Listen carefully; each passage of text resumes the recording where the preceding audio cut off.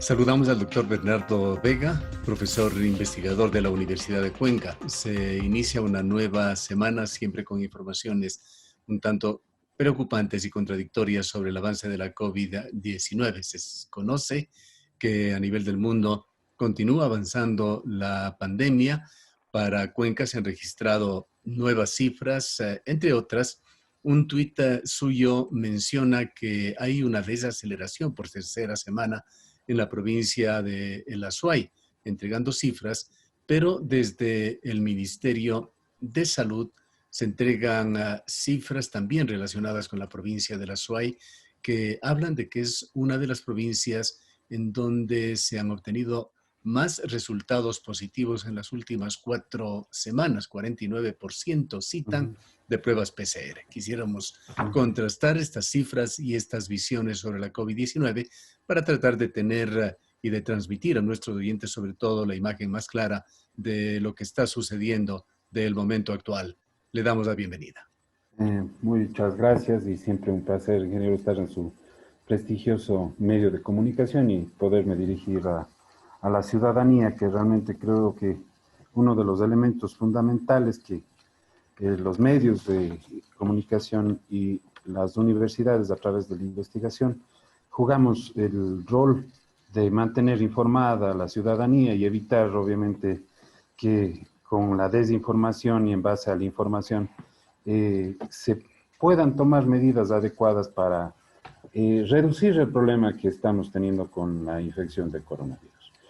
Efectivamente, son dos datos que no son a su vez contradictorios. Los datos que presento, los datos que he puesto en el tweet, son justamente el resultado de los informes que el Ministerio de Salud Pública publica diariamente en su página web. Y una de las formas más fáciles, digamos, o más reales de poderlas interpretar es de semana a semana. Y siendo así, nosotros hemos hecho desde el inicio de la pandemia, y usted ha tenido la amabilidad de brindarme el espacio para ir informando sobre los avances de un proyecto, de algunos proyectos que estamos en marcha. Y hemos visto algunas cosas, ¿no? Por ejemplo, la semana del 31 de agosto al 6 de septiembre tuvimos un pico máximo, podremos decirlo así, el número de casos brutos, digamos, número específico de casos registrados, que fueron 999. A partir de esa semana, básicamente se ha producido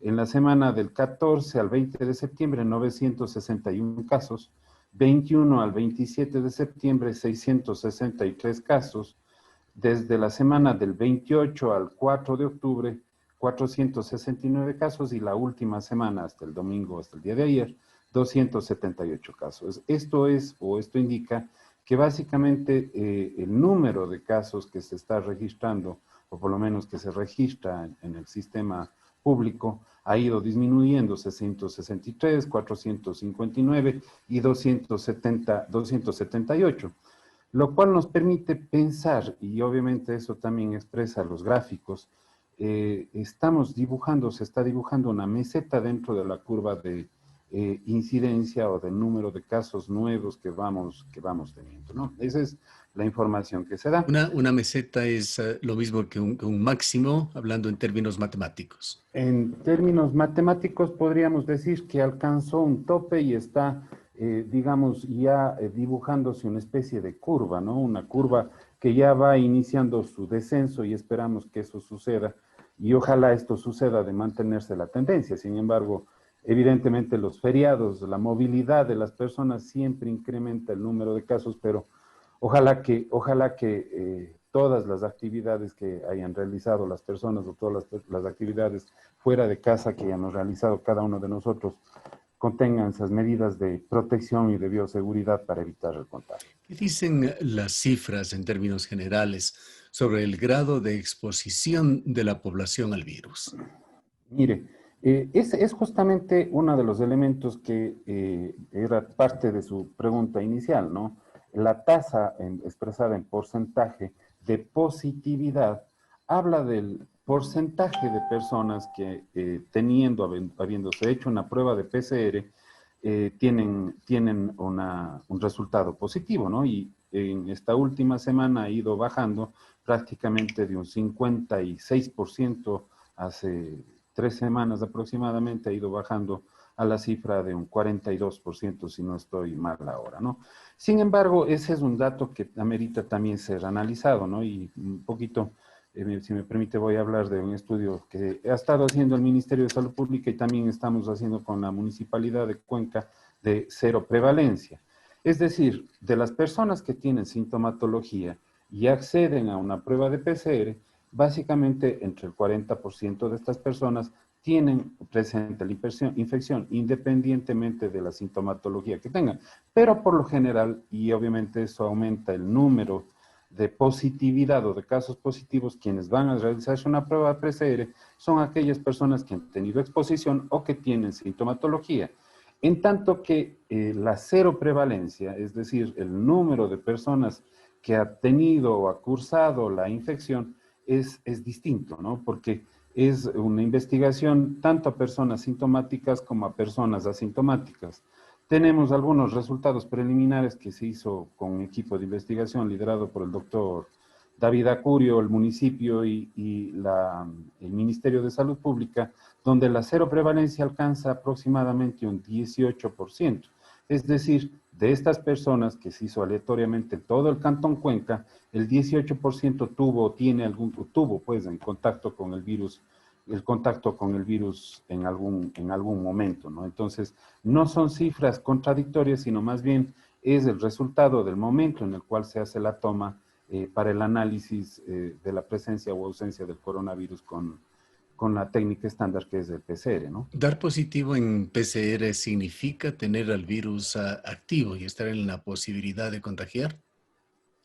En muchos de los casos sí, en muchos de los casos sí, sobre todo cuando existe una manifestación clínica es muy factible que esto suceda, ¿no? Sin embargo, lo que se ha visto en la actualidad muchas de las veces es que el PCR es el examen de diagnóstico inicial, pero el virus o el ADN del virus puede quedar en el árbol respiratorio de las personas mucho después de que haya terminado con la infección. ¿Qué quiero decir con esto? Eliminó la infección a partir de los 14, 21 días, pero al hacer un hisopado puede encontrarse residuos no del virus, sino de su ADN y esto dar positivo en la prueba de PCR, que es lo que ha pasado. Es por eso muchas veces que más bien ya después de la exposición se recomienda, o el diagnóstico positivo, se recomienda un periodo de aislamiento a partir del cual ya se puede implementar, por ejemplo, con una prueba de inmunoglobulinas, donde nos daría un registro inmunológico de lo que ha pasado durante esa infección, pero a partir de esos 21 días, muy probablemente en medicina nada es absoluto, ya no es una persona contagiante. El problema básicamente tenemos cuando aquellas personas que son asintomáticas tengan PCR positivo o no tengan PCR durante un periodo de aproximadamente 21 días pueden ser contagiantes y eso es lo que hace que se disemine más rápido la infección. Es decir, paciente con PCR es una persona potencialmente contagiante y nótese que obviamente para que se dé la suficiente carga viral para que pueda ser detectada también por la prueba, pasa alrededor de 7 días a 8 días después de la exposición. Es decir, es un periodo o es un lapso bastante importante, sobre todo en los casos de personas asintomáticas portadoras del virus que pueden ir difundiendo o diseminando esta infección sin saberlo, ¿no? Es por eso. Sobre el otro índice que usted nos hablaba, el factor cero, un 18%, ¿qué significa? Quiere decir que es una estadística que el 18% de la población ha pasado ya, como decimos coloquialmente, por el virus. Exactamente, exactamente, ¿no? Sin embargo, el R0 es el número de contagiosidad y ventajosamente, si esta menor de 1 es un cálculo poblacional de diseminación, entonces a menor número de personas positivas, obviamente menor circulación del virus y menor posibilidad de contagiosidad. La prevalencia en sí que estamos haciendo con el estudio, que es con inmunoglobulinas y se confirma con PCR en las personas que son positivas a las inmunoglobulinas, es un elemento que es útil en esta etapa pues nos permite conocer el estado de inmunidad que tiene la población y evidentemente generar procesos que más bien puedan focalizar acciones en distintos segmentos, barrios, parroquias, etcétera, donde se puedan encontrar un mayor número de casos. Es decir, sería una segunda meta o un segundo elemento fundamental que una vez detectado un barrio donde haya una alta prevalencia del virus, obviamente se busque o se informe a la gente para mantener o extremar las medidas en ese entorno para evitar una contagiosidad, ¿no? De ahí la importancia de que las medidas vayan siendo selectivas y que el muestreo aleatorio que hemos tenido nos refleje de alguna manera la realidad en este momento, ¿no es cierto?, de la infección. No quita que más adelante se puedan hacer otros estudios de cero prevalencia para ir viendo dinámicamente en el tiempo la prevalencia del virus a nivel En comunitario. muchos casos, doctor Vega, y esto estamos viendo en el caso de los Estados Unidos, por ejemplo, el tema de coronavirus, de la COVID-19, se convierte en un elemento de carácter político. Vemos esta pugna que existe en los Estados Unidos por la vacuna, por el tratamiento, como un factor importantísimo dentro de las elecciones norteamericanas. El resto del mundo no es ajeno a esta situación, y las ciudades ecuatorianas también. Se habla mucho de que Guayaquil venció al virus. Esto fue una constante durante las festividades del 9 de octubre. Quito libra su propia batalla con permanentes declaraciones de su alcalde que trata de destacar el buen manejo en la capital de la República a pesar de la alta incidencia. ¿Qué se puede decir sobre la ciudad de Cuenca y sobre estas ciudades ecuatorianas que hemos mencionado en este contraste necesario que tiene que hacerse entre la ciencia y la política? Mire, definitivamente cualquier situación puede ser usado de manera política, ya sea en beneficio o en perjuicio de aquellas personas, ¿no? Sin embargo, más allá de eso, lo importante es el manejo técnico. Creo que hay una diferencia fundamental entre la epidemia perdón, la pandemia que estamos enfrentando en ciudades como Cuenca y Quito y con lo que pasó en Guayaquil. El impacto, digámoslo así, de la primera ola fue Guayaquil, una ciudad y la provincia del Guayas en general. Una ciudad donde obviamente llegó o tomó primer contacto el virus, donde todavía las medidas de restricción o el uso de mascarilla inclusive no estaba totalmente difundido. Recordemos que la mascarilla se implanta el uso obligatorio a nivel nacional alrededor del 16 de abril, teniendo el primer caso el 28 de febrero confirmado con PCR. Es decir, fuimos conociendo al virus dentro del impacto en la primera ciudad que fue Guayaquil. En ese tiempo también muchas cosas sobre el virus se fueron descubriendo, tratamientos, manejos, etcétera, que ya de alguna manera para el momento que llegaron a ciudades como Quito o Cuenca, de alguna forma fueron conocidas con mayor profundidad. Por otro lado, sí es importante recalcar algunos asuntos que han generado de alguna manera una evaluación de cómo ha sido el manejo de la epidemia. Uno de ellos es el exceso de mortalidad, ¿no? Fíjese usted que Guayaquil tiene un exceso de mortalidad del 300%, quiere decir que básicamente comparado con el año anterior tuvieron un 300% más muertes durante la época donde fue el primer golpe de coronavirus. En Quito fue alrededor del 150%, y lo interesante que en Cuenca fue no más de un 10%, es decir, si bien ha habido una mortalidad que se ha incrementado en Cuenca por el coronavirus, sin embargo hay algunos factores protectores que son importantes conocer para ver por qué obviamente no tuvimos esa realidad tan dolorosa como fue la de Guayaquil, de ver cadáveres en la calle, crematorios de cadáveres colapsados. Y yo creo que uno de los elementos fundamentales va a la educación, el cumplimiento de las medidas de restricción. Somos un poco más disciplinados. En el Azuay, el sistema de salud, creo que si bien ha estado colapsado, ha dado una respuesta bastante importante a nivel de Cuenca y a nivel del Azuay, bastante importante. Y otro factor que realmente subyace es el nivel de pobreza, ¿no? La posibilidad digamos, de mantener el aislamiento en su primera etapa y de mantener las medidas también va de la mano el cumplimiento con el nivel socioeconómico que tengan las personas y la capacidad de soportar el embate de esta infección. El Sin feriado, embargo, El feriado del 10 de agosto, doctor Vega, fue significativo en las cifras. Hubo evidencias de que ese relajamiento que se dio en la población incrementó las cifras en algunas ciudades del país. Acabamos de pasar un nuevo feriado. Se ha destacado que unas 80.000 personas estuvieron en las playas y los sitios turísticos de todas las provincias del país estuvieron con una importante afluencia de gente. ¿Qué piensa usted puede darse como resultado de esto? Mire, definitivamente una de las situaciones que inclusive se está viviendo a nivel mundial es justamente consecuencia de la movilidad y del relajamiento de las medidas de restricción, ¿no? Si bien está permitida la movilidad en nuestro país, garantizada por un derecho constitucional, sin embargo, la responsabilidad ahora es justamente de los gobiernos autónomos descentralizados y de las personas. Son elementos que marcaron muy fuertemente el incremento de casos, situaciones que aumentaron la movilidad. El Día de la Madre, por ejemplo, luego el cambio de semáforo de amarillo el 26 de mayo, por ejemplo, el Día del Padre, o por ejemplo, el 30 de junio, donde de alguna manera el COE Nacional relajó las medidas, permitió apertura de cines, reuniones de familiares o hasta 25 personas, etcétera. Todos esos elementos, por ejemplo, en nuestra provincia sí pasaron una factura.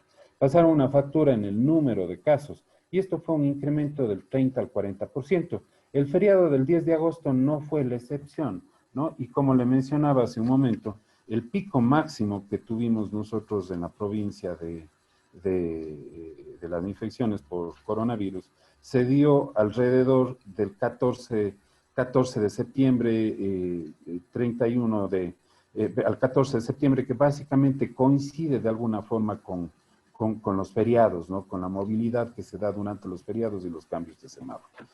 Es decir, sí hay un efecto directo de la movilidad sobre el número de casos. Esperemos que el cuidado y la extremación, el extremar las medidas de precaución y de bioseguridad para las personas que se han movilizado o nos hemos movilizado, permitan obviamente mantener esta tendencia a la baja y evitar la presentación de una segunda ola en los siguientes meses, ¿no? Se sigue, doctor Vega, aprendiendo día a día del coronavirus, de la COVID-19.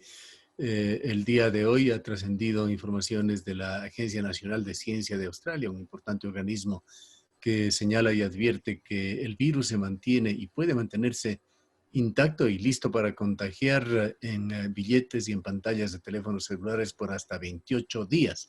Eh, Ujú. Me imagino que usted habrá conocido esta información, no sé si la confirman otras evidencias u otras fuentes, pero sobre todo lo importante es insistir, aunque pueda resultar ya cansino en las recomendaciones para la población. Mire, realmente, como usted bien lo menciona, cada vez es un virus que nos va enseñando o que vamos aprendiendo algunas lecciones y a lo mejor de manera muy dolorosa, ¿no? Efectivamente, uno de los elementos que nosotros profesionales, recordará usted cuando teníamos las primeras conversaciones sobre el coronavirus y los resultados de la investigación, es justamente la movilidad que puede tener el virus sobre los objetos inertes, ¿no? Y uno de los cuidados que debemos tener definitivamente es desinfectar los objetos personales. Recuerde usted que una pregunta que era clave dentro del proyecto ICP COVID era justamente si se desinfecta el teléfono móvil cuando se regresa a casa, y en la última encuesta, que fue en agosto, solo el 75% de las personas lo realiza. Es decir, hay un porcentaje. Se va aprendiendo ese tipo de cosas y, por ejemplo, otras cosas que se ha visto, inclusive, que la carga viral que la persona recibe está directamente relacionada con el desarrollo de la enfermedad. Y por eso es que hay algunos artículos bastante interesantes donde demuestran que la limitada exposición que da el uso de mascarilla de alguna manera va permitiendo que el organismo reciba cantidades muy pequeñas de virus y pueda obviamente generar algo de resistencia, que estos son artículos también que han ido saliendo, ¿no? O por ejemplo, otros artículos bastante interesantes que han demostrado que la reducción más bien voluntario, el aislamiento voluntario en adultos mayores, resulta más eficaz que obviamente el cierre total de los comercios y de las escuelas o colegios. Un artículo publicado en Reino Unido recientemente. Entonces, continuamente vamos aprendiendo sobre el virus, continuamente vamos aprendiendo a convivir con esta infección y evidentemente yo creo que uno de los alimentos fundamentales va a ser el advenimiento de la vacuna que, como usted conoce, ya está aplicándose pruebas pilotos en distintos países, incluidos el Ecuador, ¿no? Bien, queremos agradecerle mucho por habernos atendido, doctor Vega. Muchísimas gracias por la entrevista y siempre un placer conversar con usted. Declaraciones del doctor Bernardo Vega, profesor e investigador de la Universidad de Cuenca.